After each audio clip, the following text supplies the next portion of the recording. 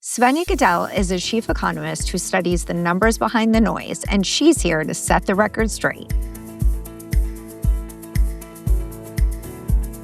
When looking at the quits rate, you definitely see that it's a low turnover market right now. It's really a very frozen in time market, which on the employer side, I totally get. For the first time in a few years, you get to exhale and you're like, oh, I can catch my breath here. And my advice to employers would be careful, because your employees aren't staying put because they're particularly in love with their job right now. Some of them might be. And if you actually look at some of that satisfaction data, you're seeing many aren't, and many do want to move. They're a little afraid. They don't want to be last in, first out at their new company. They're also not seeing as many opportunities, so fewer jobs out there. It gives employers the opportunity to really take focus off perhaps doing a ton of new hiring and really looking at their current workforce and how that can be improved right now. The one thing I tell employers is don't stand still when it comes to workforce planning. Make sure you understand the needs of your current workforce, how you can better support them, and have an eye towards the future in terms of who you need to hire, what skills you need to have, and of course, how you can get your current workforce there.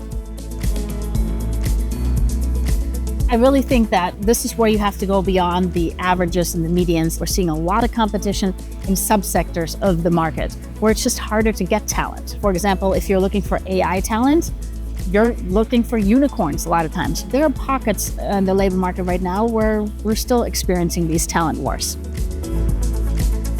Our research has shown that AI really impacts every single job out there. However, there are probably 25-ish% of all jobs that will be more heavily impacted by AI. The perception that AI will kill off a ton of jobs and we're all going to be without work is a myth. I don't think that's happening. In fact, our latest data is actually showing that particularly in areas that are highly impacted potentially by AI, we're starting to see a lot of growth. And so a lot of AI type of jobs are emerging within the tech industry, for example, within marketing, within HR. So it's kind of interesting to see that latest trend and see job creation on the AI side.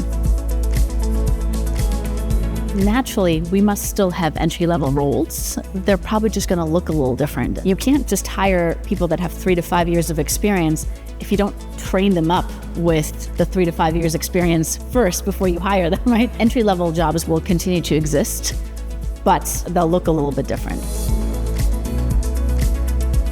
I personally think we're seeing productivity numbers go up because we're also dealing with this utilization squeeze at a lot of companies. Now, one thing to pay attention to, there's a limit to how far you can stretch your workforce. While the numbers might look really good right now, there's only so far you can take that.